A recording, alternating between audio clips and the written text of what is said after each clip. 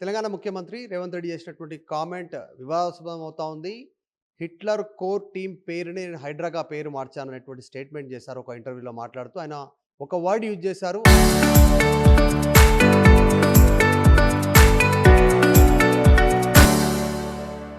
I can demolish anything అనేటువంటి word ఆయన మాట్లాడారు. ప్రస్తుతం మాజీ ఎమ్మెల్సీ బీఆర్ఎస్ పార్టీ ఉద్యమ నాయకులు కన్నె ప్రభాకర్ గారు ఉన్నారు, మాట్లాడదాం.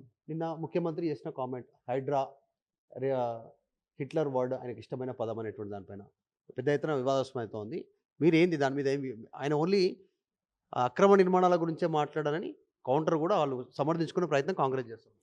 బహుశా రేవంత్ రెడ్డి చరిత్ర చదువుకోనట్టుండు, హిట్లర్‌కి సంబంధించిన విషయాలు తెలియనట్టున్నాయి. ఆయన ఫ్యాషన్‌గా మాత్రమే హిట్లర్ పేరుని వాడి, ఆయన హిట్లర్ టీమ్‌లో ఒక హైడ్రా అనే పేరుని ప్రస్తావించినట్టుండు. నిజానికి హిట్లర్ టీమ్‌లో హైడ్రాకి సంబంధించినటువంటి వాళ్ళు ఎవరు లేరు. హైడ్రా అనేటువంటిది ఒక నరహంతక ముఠా అని పిలిచే పేరుగా అక్కడ నాజీ ప్రభుత్వంలో నరహంతక ముఠాకు సంబంధించినటువంటి వాళ్ళని హైడ్రా అనేటువంటి పేరు. నిజంగా కూడా ఇవాళ ప్రజల మీద బుల్డోజర్లను పంపిస్తున్నటువంటి రేవంత్ రెడ్డి నిజమైన హిట్లరే, దాంట్లో అనుమానం లేదు. దానికి తోడు ఆయన పెట్టినటువంటి హైడ్రా ఒక నరహంతక ముఠా చేసేటువంటి పనులన్నీ కూడా చేస్తుందన్నట్టుగా గమనించాలి.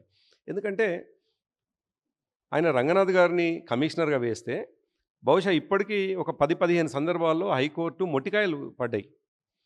ఇంకా దురదృష్టం ఏంటంటే బతుకమ్మ కుంటని ఆయన అభివృద్ధి అని చెప్పేసి చేస్తే, ఆ బతుకమ్మ కుంటను కూడా తీసేయండి, ప్రైవేటు జాగాలో మీరు కట్టినారు అని చెప్పేసి చివరికి దాని మీద కూడా బుల్డోజర్లు పోవాల్సినటువంటి పరిస్థితి. కూకట్పల్లిలో ఉన్నటువంటి చెరువు పరిస్థితి కూడా అదే వస్తూ ఉంది. సో చేయాల్సిన పని కన్స్ట్రక్టివ్గా చేయాల్సింది, కానీ డిస్ట్రక్టివ్గా చేసి రాష్ట్ర సంపదని నాశనం చేసేటువంటి పరిస్థితి రేవంత్ రెడ్డి చేస్తూ ఉన్నాడు. మా అభ్యంతరం వల్ల నువ్వు చేసే పని కన్స్ట్రక్టివ్గా ప్రజల మీదకి బుల్డోజర్లను పంపకుండా నువ్వు ఇచ్చినటువంటి హామీలపైన దృష్టి పెడితే చాలు, ఈ రాష్ట్రం అభివృద్ధి వైపు పోతుంది, సంక్షేమం కొనసాగుతుందని మేము చెప్తా ఉన్నాం. అట్లా కాకుండా ఆయన కేవలం కమిషన్లకు దృష్టిలో పెట్టుకొని ఏమాత్రం భయానక వాతావరణం సృష్టించినా భయపడుతున్నటువంటి వాళ్ళు మాకు డబ్బులు పంపిస్తారనేటువంటి ఒక ఆలోచనతో చేసేటువంటి ఏదైతే ప్రయత్నం ఉందో అది దుర్మార్గం. అందుకే ఒక భయోత్పాతమైనటువంటి వాతావరణం సృష్టించి హైడ్రా పేరు మీద ఇక్కడ ఉన్నటువంటి పారిశ్రామికవేత్తల్ని కూడా, ఎక్కువ ల్యాండ్ బ్యాంక్ ఉన్నటువంటి వాళ్ళని కూడా బెదిరిస్తున్నట్టుగా చాలా స్పష్టంగా కనిపిస్తున్నది. కొంతమంది అయితే చెరువులోనే నిర్మాణాలు చేసుకుంటుంటే వాళ్ళని పట్టించుకోకపోవడము, అసలే సంబంధం లేనటువంటి పేదవాళ్ళ ఇండ్ల మీదకేమో బుల్డోజర్లు పోవడం, ఏ నీతి ఇవాళ రేవంత్ రెడ్డి ఏ విధంగా దాన్ని సమర్థించుకుంటాడు? అందుకే ఆయన హిట్లర్ అనే పేరుని సరిగ్గానే అడాప్ట్ చేసుకున్నాడు, సరిగ్గానే ఆదర్శవంతంగా నాయకుడు అని చెప్పుకున్నాడు. ఆయన వాడినటువంటి హైడ్రా పదాన్ని కూడా ఒక నరహంతక ముఠా పేరుని ఆయన వాడుకోవడం అనేటువంటిది నిజానికి రాష్ట్రము అటువంటి దురదృష్టకరమైనటువంటి పరిస్థితులను ఎదుర్కోవడం అనేటువంటిది బాధాకరం. ఈ రాష్ట్రం 10 సంవత్సరాలు కేసీఆర్ గారి నాయకత్వంలో అభివృద్ధి వైపే పోయింది తప్ప కూల్చివేతల వైపు పోలేదు, నిర్మాణాల వైపే పోయింది తప్ప డిస్ట్రక్షన్ వైపు పోలేదు. కానీ ఎటువంటి అవగాహన లేకుండా, అనుభవం లేనటువంటి రేవంత్ రెడ్డి కేవలం సొంత ఆశ మాత్రమే, స్వలాభాపేక్ష మాత్రమే ఉండి కేవలం ఆయన కమిషన్ల కోసమే ప్రజల మీద దండెత్తుతున్నటువంటి వైఖరి చాలా స్పష్టంగా కనిపిస్తుంది. అంటే నిన్న చేసిన వర్డ్ అక్రమ నిర్మాణాలకు సంబంధించి వాళ్ళు సమర్థించుకుంటున్నారు కాంగ్రెస్ పార్టీ నాయకులు. కానీ నిజంగా కొంచెం క్వశ్చన్ రైజ్ అవుతుంది సోషల్ మీడియా. మీలాంటి వాళ్ళు అడుగుతూ ఉన్నారు, మీలాంటి వాళ్ళు క్వశ్చన్ చేసి సోషల్ మీడియాలో కూడా అడుగుతూ ఉన్నారు. మరి ఫాతిమా కాలేజీ ఇంతవరకు దాని దగ్గరికి వెళ్ళలేదు, చెరువులో ఉంది. పెద్దవాళ్ళ ఇల్లు ఎఫ్టీఎల్లో ఉన్నాయి, వాళ్ళ దగ్గరికి వెళ్ళట్లేదు. తిరుపతి రెడ్డి సొంత తమ్ముడే, సొంత బ్రదరే ఆయనకు, ఆయన ఇల్లు దగ్గరికి వెళ్ళలేదు. ఈ క్వశ్చన్ రైజ్ అవుతా ఉంది కన్నక. డెఫినెట్గా మీరు అన్నట్టుగా కేటీఆర్ గారు చాలా స్పష్టంగా అనేక సందర్భాలు చెప్పినారు, పేర్లతో సహా చెప్పినారు. ఆయన ఈ రాష్ట్ర మంత్రివర్గంలో ఉన్నటువంటి వాళ్ళ ఇండ్లు కూడా, వాళ్ళ ఫామ్ హౌసెస్ కూడా ఎఫ్టీఎల్లో ఉంది, 111లో ఉంది, వాటి సంగతి ఏందని చెప్పినారు. పర్మిషన్లు లేకుండా ఫామ్ హౌస్ల నిర్మాణం జరిగిందని చెప్పినారు.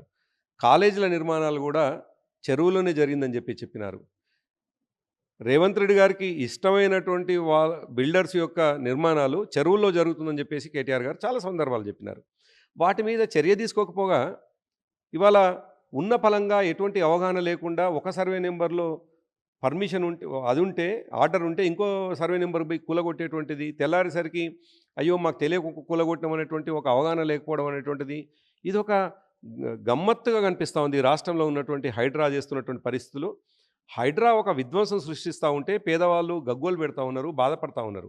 అందుకే మీరన్నట్టుగా ముందు నుంచి మా డిమాండు పేదవాళ్ళని పొట్టగొట్టుడు కాదు, పెద్దలకు సంబంధించినటువంటి అనేక కట్టడాలు ఇవాళ ఇల్లీగల్‌గా చెరువుల్లో ఉన్నాయి, ఎఫ్‌టీఎల్‌లో ఉన్నాయి, 111లో ఉన్నాయి. వాటిపైన దృష్టి పెట్టాలి గానీ, పేదవాళ్ళ జోలికి పోవద్దు అని చెప్పేసి మేము డిమాండ్ చేస్తా ఉన్నాం. కేసీఆర్ మాట్లాడిన పాత వీడియో ఒకటి వైరల్ అవుతుంది. మీ దృష్టికి వచ్చిందో లేదో కాంగ్రెస్ పెద్ద ఎత్తున వైరల్ చేస్తుంది.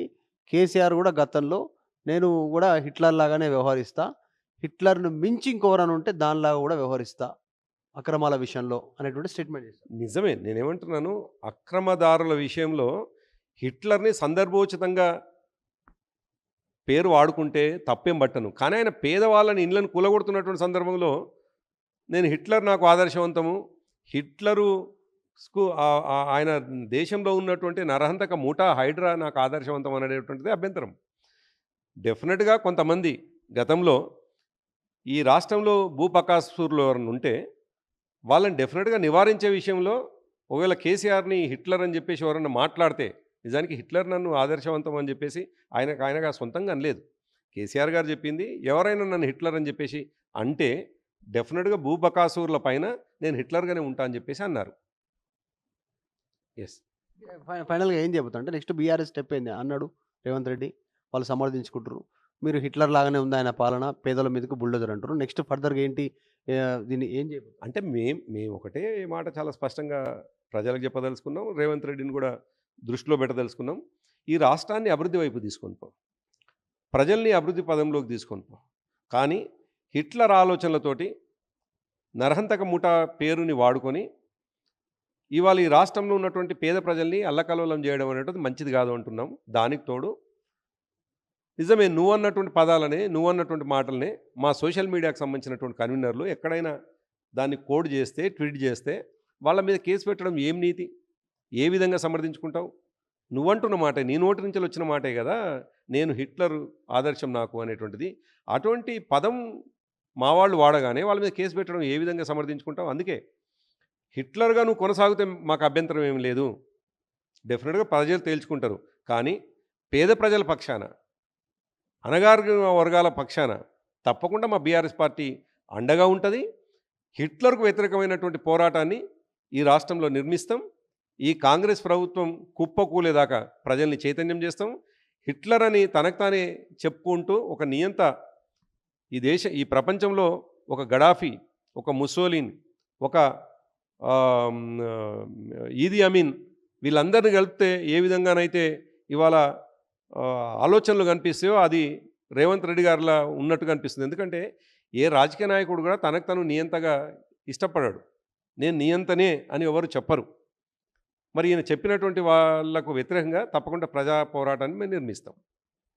పేద ప్రజల ఇళ్లను గూల్చి పెద్దవాళ్ళను వదిలేసి ఒక నియంతలాగా ఒక నరహంతకునికి సంబంధించినటువంటి ఆయన్ని ఇన్స్పిరేషన్‌గా తీసుకుంటున్నాను. ఆయన టీమ్ పేరు పెట్టుకుంటున్నాను అనేటువంటి దానిపైన ఆయన వైఖరి మారాలి. పేద ప్రజల పక్షాన బీఆర్ఎస్ ఉంటది ఖచ్చితంగా. ఆయన దిగేంత వరకు హిట్లర్ పాలన పైన పోరాటం ఉంటదనేటువంటిది కన్నె ప్రభాకర్, మాజీ ఎమ్మెల్యే బీఆర్ఎస్ పార్టీ నాయకులు చేస్తా ఉన్నారు. వీడియో జర్నలిస్ట్ వినయ్‌తో మధు మల్కేడ్కర్, హైదరాబాద్.